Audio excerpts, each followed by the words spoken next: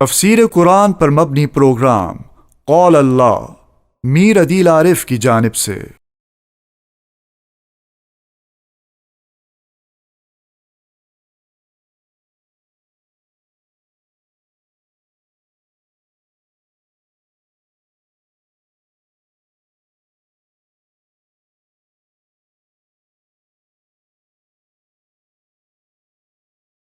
بسم اللہ الرحمن الرحیم۔ پروگرام قال اللہ میں آج ہم انشاءاللہ سورہ رات کا چھٹا رکوع ترجمے اور تفسیر کے ساتھ پڑھیں گے۔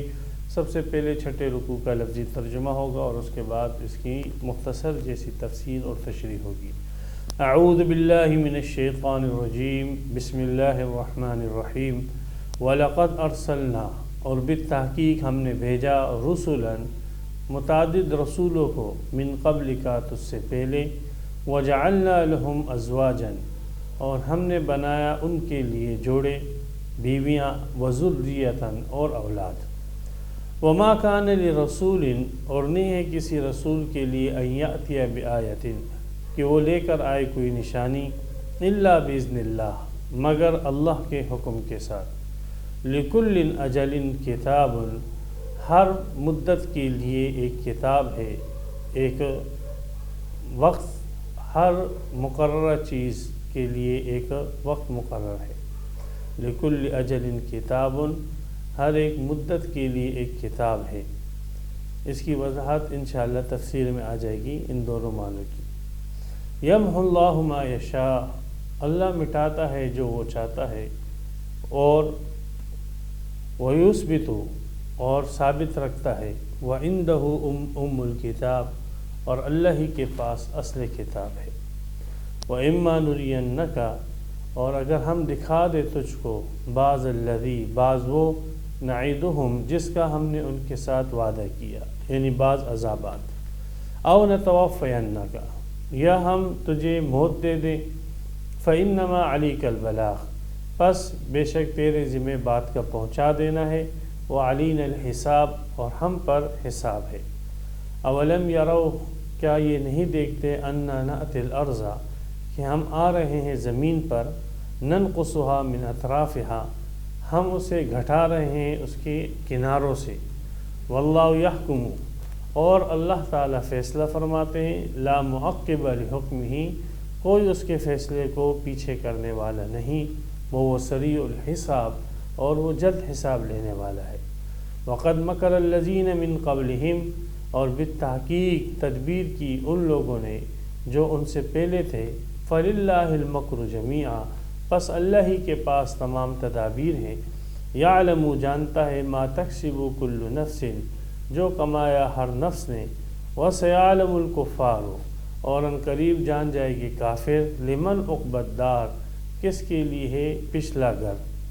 وَيَقُولُ الَّذِينَ كَفَرُوا، اور کہتے ہیں وہ لوگ جنہوں نے کفر کیا، لست مرسلا، تو اللہ کا رسول نہیں ہے، تو بھیجا ہوا نہیں ہے۔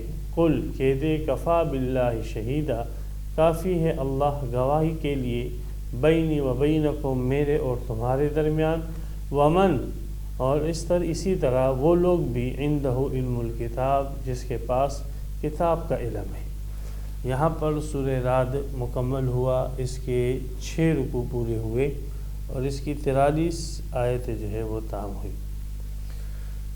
اس آخری رکوع میں کفار جو نبی اکرم صلی اللہ علیہ وسلم کی رسالت کے منکر تھے، تو اپنے طور پر نبی اکرم صلی اللہ علیہ وسلم کی رسالت کے رد پر جو ان کو سمجھ آتا تھا، وہ اپنے شبہات کو دلیل کا نام دے کر پیش کرتے تھے۔ تو قرآن مجید میں ان کے ان شبہات کا ازالہ کیا گیا ہے۔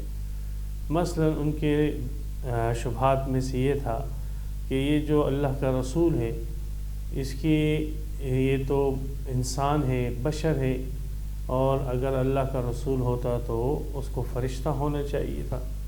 تو اس شبہ کو متعدد جگہوں پر قرآن میں نقل کیا گیا۔ فرمایا، وَمَا مَنَعَ النَّاسَ أَن يُؤْمِنُوا إِذْ جَاءَهُمُ الْهُدَىٰ إِلَّا أَن قَالُوا أَبَعَثَ اللَّهُ بَشَرًا رَسُولًا، سورہ بنی اسرائیل میں، کہ یہ بس اس شبہ کو ایک دلیل کا عنوان دے کر اپنے لوگوں میں ایک غوغا مچایا ہوا تھا کہ انسان جو ہے یہ اللہ کا رسول نہیں ہو سکتا، اگر رسول ہوگا تو وہ کوئی فرشتہ ہونا چاہیے، کوئی نوری مخلوق ہونی چاہیے۔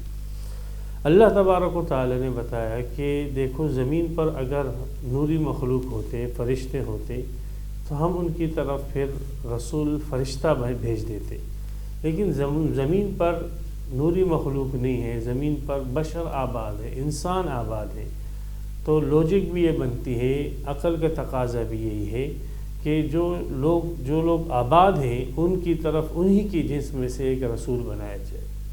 اچھمبے کی بات تو یہ ہوتی کہ رسول ان کی طرف فرشتہ بنا کر بھیج دیا جاتا، اعتراض کی بات تو یہ ہوتی کہ یہ انسان تھے اور ان کی طرف فرشتہ جو ہے وہ رسول بنا کر بھیج دیا جاتا، پھر یہ ایک اعتراض کا ان کو حق تھا کہ ہم جو ہے کھاتے نہیں ہیں، ہمیں یہ کہہ رہے کہ روزہ رکھو، کھاؤ پیو مت، لیکن یہ تو اس کو تو خود کھانے پینے کی حاجت نہیں ہے، ہمیں تو کھانے پینے کی حاجت ہے، تو یہ ہمیں کیسے کہہ رہے کہ روزہ رکھو؟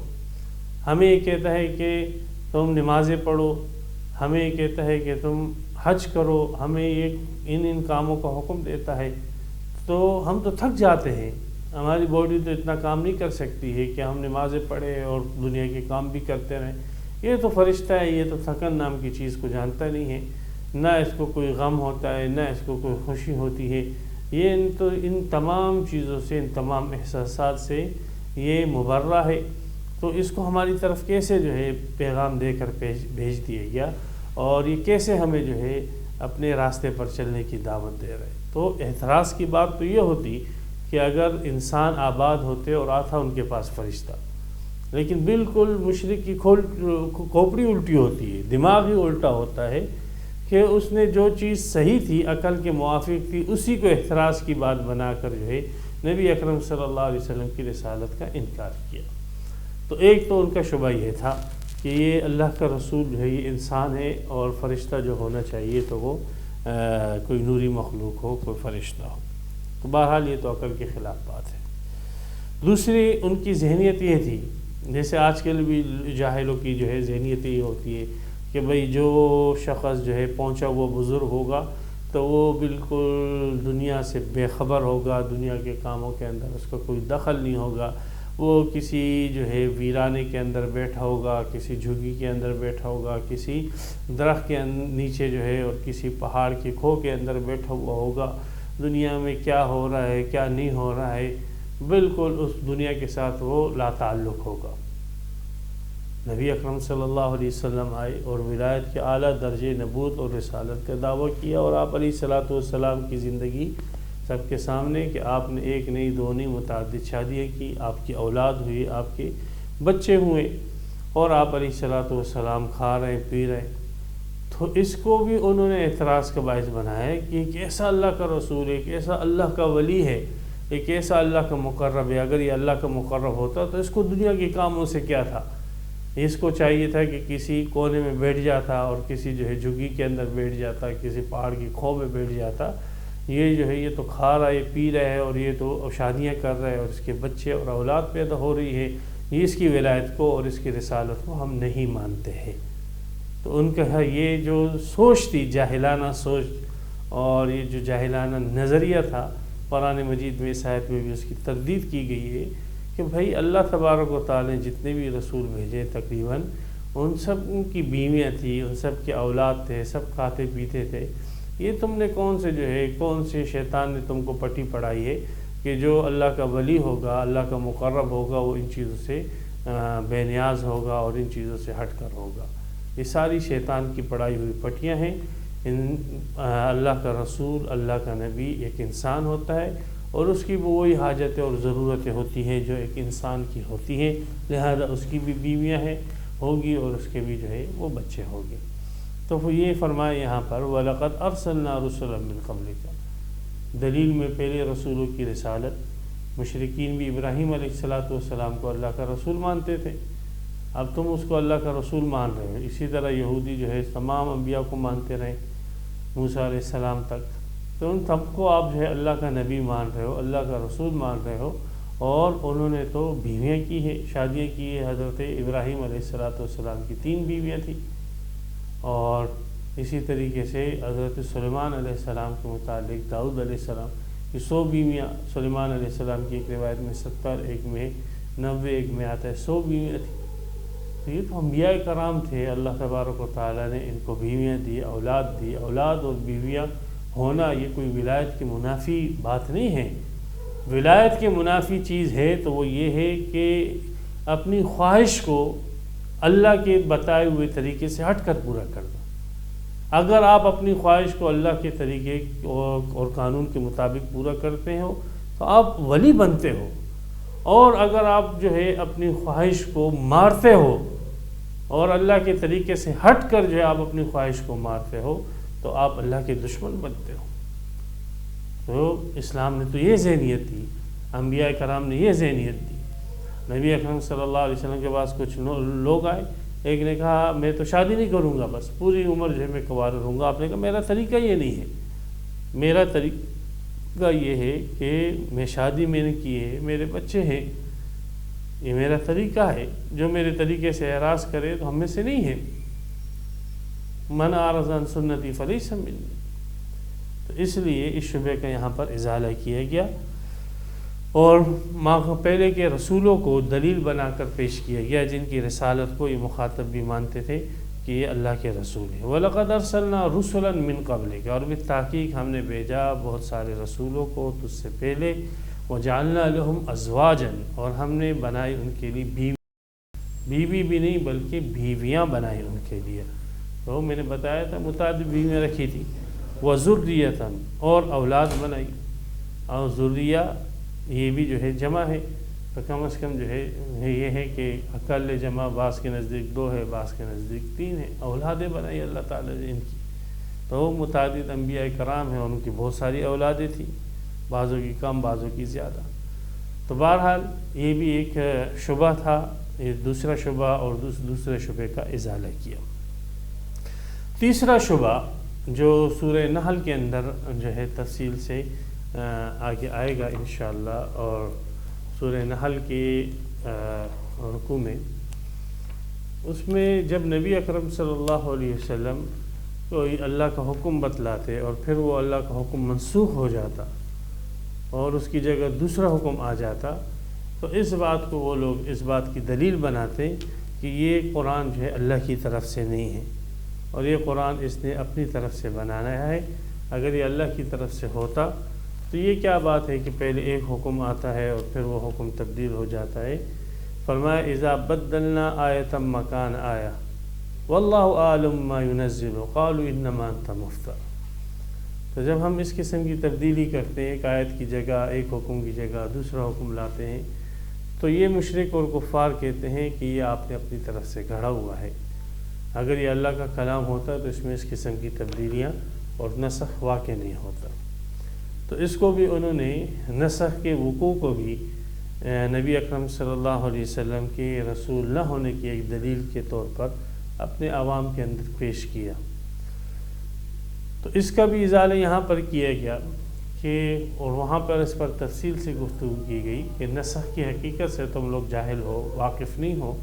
نسخ یہ نہیں ہے کہ پہلے ایک حکم دے دیا اور اللہ تبارک و تعالیٰ کو معلوم نہیں تھا کہ اس حکم کا انجام کیا ہوگا، پھر جب اس حکم کے اثرات دیکھیں پھر اس حکم کو تبدیل کر دیا جیسے حکومتیں کرتی ہیں۔ ایسے نہیں ہے، بلکہ نسخ کی حقیقت یہ ہے کہ اللہ کے علم میں ہے کہ یہ حکم فلاں وقت تک ہے، اور جب وہ وقت ختم ہو جائے گا تو پھر دوسرا حکم آ جائے گا۔ صرف اتنی بات ہوتی ہے کہ اللہ تبارک و تعالیٰ جو وہ اس حکم کا وقت ہوتا ہے وہ اس نبی کو رسول کو بتاتے نہیں ہیں، وہ اللہ کے علم میں ہوتا ہے۔ وہ 1 سال کے لیے ہے، 1 مہینے کے لیے ہے، 10 سال کے لیے ہے، پھر اللہ تبارک و تعالیٰ کے علم کے مطابق جب وہ وقت پورا ہو جاتا ہے اللہ دوسرا حکم دے دیتے۔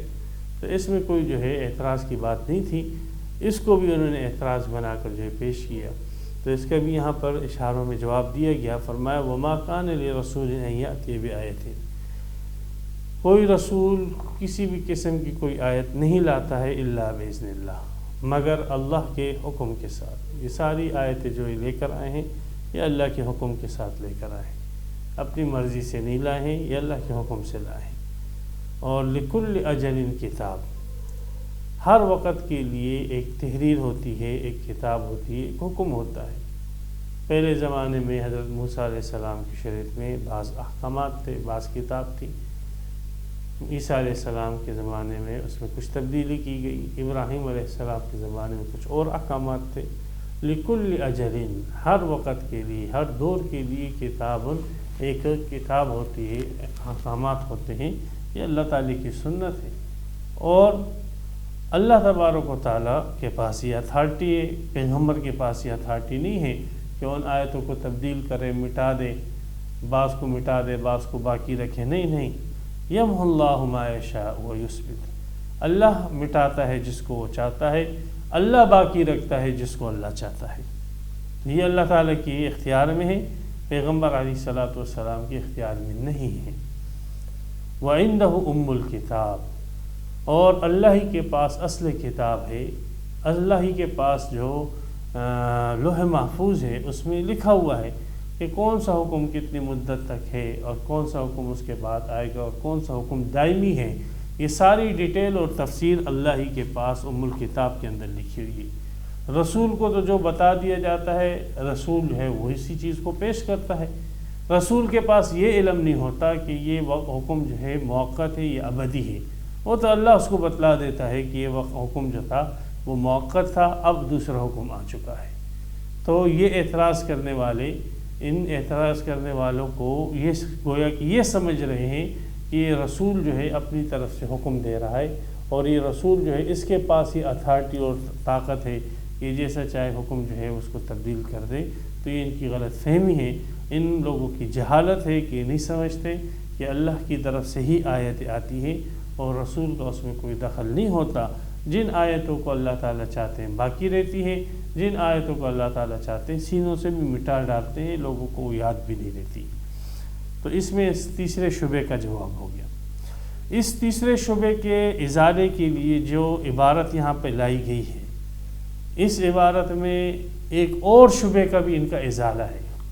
وہ ایک چوتھا شبہ نبی اکرم صلی اللہ علیہ وسلم کی رسالت کی تردید میں اپنے عوام کے اندر یہ پیش کیا کرتے تھے کہ دیکھیں رسول وہ ہوتا ہے جو معجزہ بتلائے، اور ہم اس رسول سے کہتے ہیں کہ ہمارے مطلوبہ معجزات ظاہر کر دو تو ہم مسلمان ہو جائیں گے، لیکن یہ رسول، یہ محمد صلی اللہ علیہ وسلم ہمارے مطلوبہ معجزات ظاہر نہیں کر رہا ہے۔ اگر یہ اللہ کا رسول ہوتا تو ہمارے مطلوبہ معجزات یہ ظاہر کر دیتا، اس نے ہمارے مطلوبہ معجزات ظاہر نہیں کیے۔ یہ اس بات کی دلیل ہے کہ اللہ کا رسول نہیں ہے۔ اس شبے کو وہ بڑا چڑھا کر بنا کر اپنے عوام کے اندر پیش کرتے تھے۔ تو اللہ تبارک و تعالی نے بتلایا کہ دیکھیں رسول کے رسول ہونے پر بالکل معجزہ دلیل ہوتا ہے، لیکن مطلقاً معجزہ دلیل ہوتا ہے، نہ کہ مطلوبہ معجزہ دلیل ہوتا ہے۔ بھائی ہم نے جو معجزہ مانگا ہے اگر وہ آپ بتلا دو گے تب ہم آپ کو رسول مانیں گے، یہ کس نے کہا؟ مطلوبہ معجزہ جو ہے یہ نبوت کی دلیل کب سے بن گیا؟ نبوت کی دلیل معجزہ ہوتا ہے، اور نبوت کی دلیل پر مطلق معجزے ایک نہیں بہتیرے دکھا دیے گئے ہیں، بہت سارے دکھا دیے گئے۔ یہ معجزے جو یہ مانگ رہے ہیں یہ بھی اللہ تعالیٰ دکھانے پر قادر ہے، لیکن یہ معجزے اگر دکھا دیے جائے، اللہ تبارک و تعالیٰ نے فرمایا یہ پھر بھی ایمان نہیں لائے گی۔ یہ کہہ رہے ہیں ہمارے دادا کو صحیح کو زندہ کر دیا جائے، وہ کہے کہ محمد اللہ کا رسول ہے تو ہم مان جائیں گے کہ یہ اللہ کا رسول ہے۔ فرشتے ہمارے سامنے اترے اور فرشتے آ کر کہیں کہ محمد اللہ کا رسول ہے، دوسرے نے فرمائش کی تب ہم مان لیں گے کہ اللہ کا، وغیرہ۔ یہ فرمائشی معجزے اللہ نے بتلایا کہ یہ اگر ان کے پورے بھی کر دیے جائے، 8واں سپارہ شروع یہیں سے ہوتا ہے، وَلَوْ أَنَّنَا نَزَّلْنَا إِلَيْهِمُ الْمَلَائِكَةَ وَكَلَّمَهُمُ الْمَوْتَى وَحَشَرْنَا عَلَيْهِمْ كُلَّ شَيْءٍ قُبُلًا مَا كَانُوا لِيُؤْمِنُوا۔ یہ ایمان نہیں لائے گے۔ اور اللہ تبارک و تعالیٰ نے فرمایا ہماری سنت یہ ہے جب کوئی قوم متفقہ طور پر ایک معجزہ مانگے اور پھر اس کو وہ معجزہ ظاہر کر کے بتلا دیے جائے اور وہ ایمان نہیں لائے تو اللہ کی سنت اور طریقہ یہ کہ اللہ اس قوم کو تباہ فرما دیتے۔ اس لیے معجزہ یہ دلیل نبوت ہے، لیکن مطلوبہ معجزہ نہیں، مطلق معجزہ، اور مطلق معجزے نبی اکرم صلی اللہ علیہ وسلم کی نبوت پر ایک نہیں، دو نہیں، بہتیرے دے دی گئی، اور سب سے بڑا معجزہ نبی اکرم صلی اللہ علیہ وسلم کی نبوت پر یہ قرآن مجید ہے۔ اس سے بڑھ کر اور کیا معجزہ ہوگا؟ اصل بیماری تمہارے اندر یہ نہیں ہے کہ معجزہ نہیں دکھائے گا، اصل بیماری تمہارے اندر یہ ہے کہ تمہارے اندر حق کی طلب نہیں ہے۔ اگر حق کی طلب ہوتی تو مطلق معجزہ تمہارے لیے کافی ہوتا، جیسے ابو بکر کے لیے، عمر کے لیے، عثمان کے لیے، علی کے لیے، عشرہ مبشرہ کے لیے، دیگر صحابہ مہاجرین اور انصار کے لیے کافی ہوا۔ لیکن حق کی طلب تمہارے اندر نہیں ہے، تمہارے مطلوبہ معجزات بھی دکھا دیے جائیں تب بھی جو ہے وہ تم ایمان نہیں لاؤ گے۔ تو یہ ایک غلط انداز سے پروپیگنڈا کرتے تھے کہ ہمارے مطلوبہ معجزات ظاہر نہیں کیے جا رہے، تو گویا اس نبی نے اپنی رسالت اور نبوت کے اوپر کوئی معجزہ دکھایا ہی نہیں۔ تو یہ ایک ان کی غلط پروپیگنڈا تھا۔ اور یہاں پر اس آیت کے اندر جیسے ان کے تیسرے شبے کا جواب ہو سکتا ہے، ان کے اس چوتھے شبے کا بھی ازالہ اور جواب ہو سکتا ہے۔ یہ آیت ایسی ذو معنی ہے، ذو الوجہین ہے، دو جو ہے مفہوم والی ہے کہ اس ایک ہی آیت کے اندر ان کے دونوں شبہات کی بنیاد کاٹ دی گئی۔ فرمایا وما کان لرسول ان یأتی بآیہ، یہاں پہ پھر اس صورت میں آیت سے مراد جو ہے معجزہ ہوگا، اس لیے کہ آیت کے اطلاق جیسے قرآن کی آیتوں پر ہوتا ہے اسی طرح معجزات پر بھی ہوتا ہے۔ کسی رسول میں یہ طاقت نہیں ہے کہ وہ کوئی معجزہ لے آئے الا باذن اللہ، مگر اللہ کے حکم کے ساتھ۔ اللہ کا حکم ہوتا ہے تب معجزہ نبی دکھاتا ہے، نبی کے اختیار میں نہیں ہوتا کہ جب چاہے وہ معجزہ دکھائے۔ جب اللہ کا حکم ہوتا ہے تب وہ نبی کے ہاتھ پر وہ معجزہ ظاہر ہو جاتا ہے۔ معجزہ کی نوعیت کیا ہوگی، معجزے کی شکل کیا ہوگی، وہ اللہ طے کرتا ہے۔ کب دکھانا ہے یہ بھی اللہ طے کرتا ہے۔ نہ اس کی نوعیت کے اندر نبی کو دخل ہے، نہ اس کے دکھانے کے وقت میں ہے اللہ کے نبی کو کوئی دخل ہوتا ہے۔ حضرت موسیٰ علیہ السلام کی عصا سے جو ہے سانپ بن رہا ہے، اب اس عصا سے موسیٰ علیہ السلام چاہے شیر بن جائے، حضرت موسیٰ علیہ السلام چاہے کہ اس عصا سے جو ہے کوئی دوسری مخلوق بن جائے، تو موسیٰ علیہ السلام نہیں بنا سکتے، اس لیے کہ وہ نوعیت اللہ نے طے کی ہے۔ موسیٰ علیہ السلام کی چاہت سے وہ نوعیت طے نہیں ہوگی، اور کب ہوگی؟ جب اللہ چاہے گا۔ فرعون کے سامنے کہا پھینکو، پھینک دیا، سانپ بن گیا۔ عام طور پر اپنے پاس رکھتے تھے، اپنے ہاتھ میں رکھتے تھے، نہیں بنتا۔ تو یہ سب اللہ کی چاہت سے ہوتا ہے۔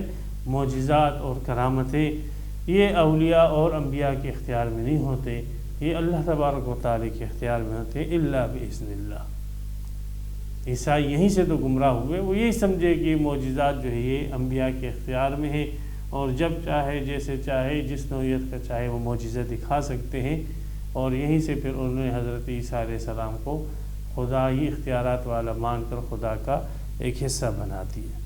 تو مسلمانوں کے اندر بھی یہ جراثیم آئے ہیں، اور بعض لوگوں نے مسلمانوں کے اندر، بعض عیسائیوں نے مسلمانوں کے اندر یہ جراثیم داخل کیے ہیں کہ وہ بھی اس نظریے کے حامل بن رہے ہیں کہ معجزات اور کرامتیں ان نیک لوگوں کے اپنے اختیار میں ہوتی ہیں، اور جب چاہے مغرب کر دے، مغرب کو مشرق کر دے، مردہ کو زندہ کر دے، زندہ کو مردہ کر دے، جس کو چاہے عزت دے، جس کو چاہے ذلیل کرے۔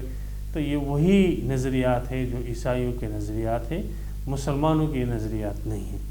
تو اس آیت میں صراحتاً اللہ نے فرمایا کہ کوئی رسول معجزہ نہیں لا سکتا الا باذن اللہ، مگر اللہ کے حکم کے ساتھ۔ لکل اجل کتاب، ایسی صورت میں پھر اس کا ترجمہ یہ ہوگا کہ یہ جو قومیں ہیں ان کی ہلاکت اور تباہی اور ہدایت اور گمراہی، یہ ہر چیز جو ہے کتاب کے اندر لکھی ہوئی ہے۔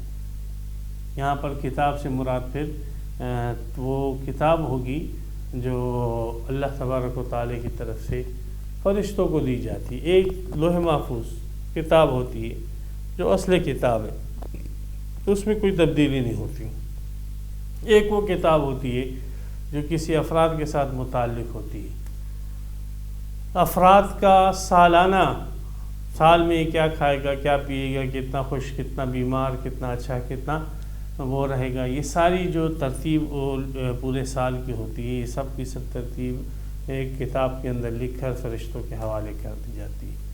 تو یہ جو فرشتوں کے حوالے کتاب کی جاتی ہے، اس کے اندر تبدیلیاں ہوتی رہتی ہیں، اعمال کے حساب سے، دعاؤں کے حساب سے، اور دیگر جو ہے کیا نام ہے متعلقات کے اعتبار سے اس میں تبدیلیاں ہوتی رہتی ہیں۔ باقی جو اصل کتاب ہے جو اللہ کے پاس ہے، جو لوح محفوظ ہے، اس کے اندر کسی قسم کی کوئی تبدیلی نہیں ہوتی ہے، وہ تقدیر مبرم کہلاتی ہے اور یہ تقدیر معلق کہلاتی ہے۔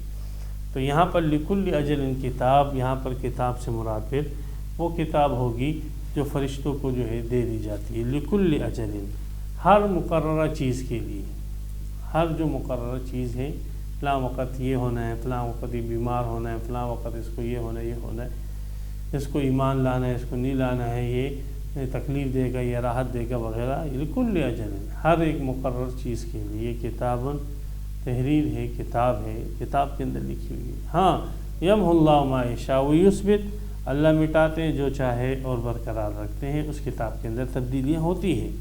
وَعِندَهُ أُمُّ الْكِتَابِ، اور اللہ کے پاس جو اصل کتاب ہے، ہاں اس کے اندر تبدیلیاں بھی ہوتی ہیں، اس میں تبدیلیاں ہوتی ہیں۔ تو بہرحال یہاں پر 4 جو اعتراضات تھے مشرکین کے، ان چاروں اعتراضاتوں کی تردید کر دی گئی۔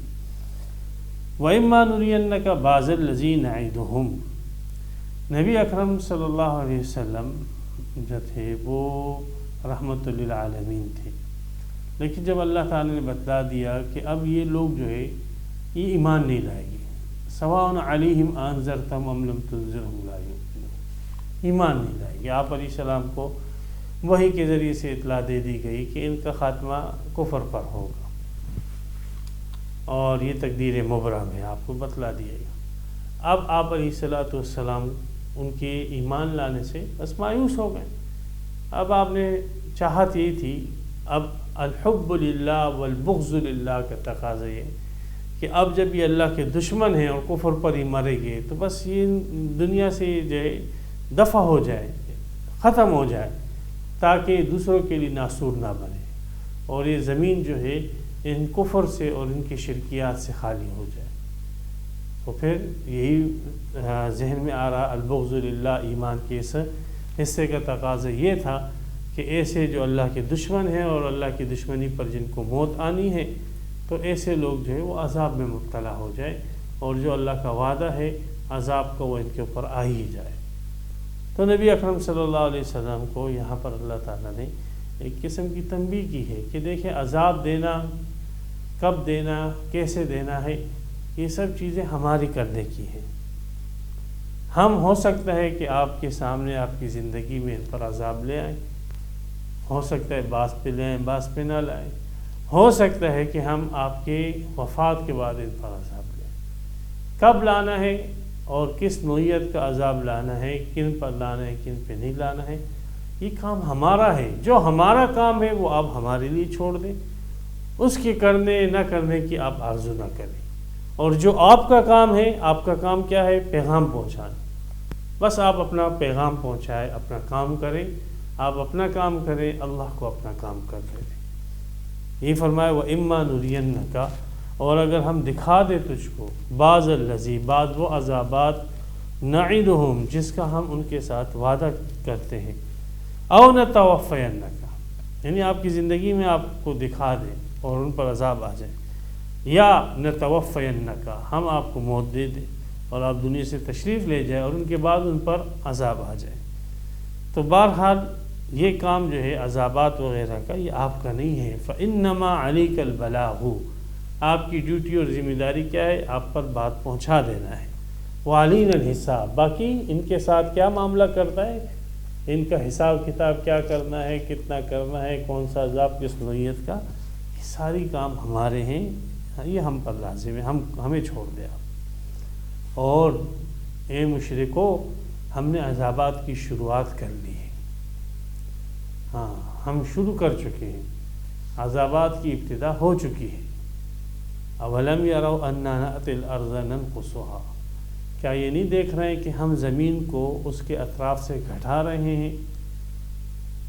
اللہ تبارک و تعالی زمین کو اس کے اطراف سے گھٹا رہے ہیں۔ اس کا مطلب مفسرین نے یہی بیان کیا ہے کہ مشرکین مکہ کے اطراف میں بہت سارے قبیلے اسلام کے اندر داخل ہوتے جا رہے ہیں، اور جیسے جیسے وہ اسلام کے اندر داخل ہوتے جا رہے ہیں، ان مشرکین مکہ پر زمین تنگ ہوتی جا رہی ہے اور یہ اس محصور ہوتے جا رہے ہیں۔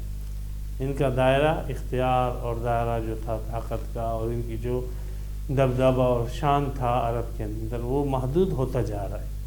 تو یہ عذابات کی شروعات ہو چکی ہے، ان کی چودراہٹ کے ختم ہونے کے دن شروع ہو چکے ہیں۔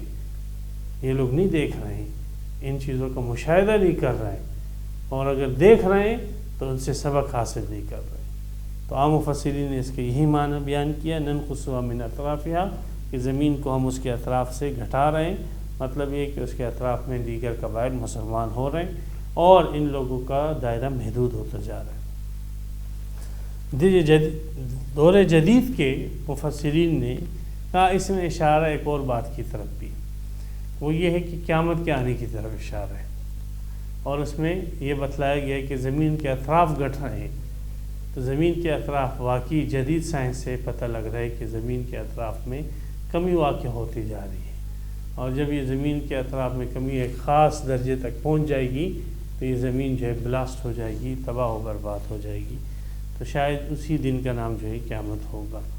تو اولم یروا انا نأتی الارض ننقصها من اطرافها سے بعض مفسرین نے جدید سائنس کی روشنی میں اس سے وقوع قیامت کے اوپر جو ہے ایک قرآن مجید کی ایک پیشن گوئی اس کو بتلایا کہ دیکھو قرآن مجید نے 1400 سال پہلے پیشن گوئی کر دی تھی کہ زمین کے اطراف گھٹانا ہم نے شروع کر دیے۔ جو آج اس ترقی یافتہ دور کے اندر سائنس جو بات بتا رہی ہے وہ قرآن نے جو ہے 1400 سال پہلے بتلا دی تھی۔ تو یہ قرآن کے حق ہونے کی اور من عند اللہ ہونے کی ایک دلیل کے طور پر اس کو پیش کیا جاتا ہے۔ واللہ یحکم، اور اللہ پھر فیصلہ کرتا ہے، لا معقب لحکمہ، اللہ کے فیصلے کو کوئی پیچھے کرنے والا نہیں ہے۔ اللہ پھر فیصلہ کرتا ہے اور آخرت میں اللہ ہی کا فیصلہ چلے گا۔ وَهُوَ سَرِيعُ الْحِسَابِ، اور اللہ جلد حساب لینے والا ہے، وہ وقت جلد آنے والا ہے۔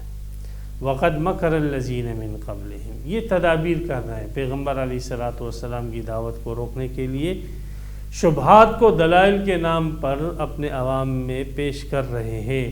یہ ساری تدابیر یہ جو مشرکین مکہ کر رہے ہیں یہ کوئی نئی چیز نہیں ہے، بلکہ ان سے پہلے جتنے بھی رسول آئے ہیں تو ان کے زمانے کے کافروں نے اسی قسم کی جو ہے باتیں کی تاکہ لوگوں کو اپنے وقت کے رسولوں سے پھیر دیا جائے۔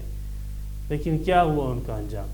اللہ نے ان کی تمام تدبیریں ناکام کر دی، تمام شبہات ان کے جو ہے ختم کر دیے، اور ان قوموں کو اللہ کے عذاب نے پکڑ لیا اور وہ تباہ و برباد ہو گئے۔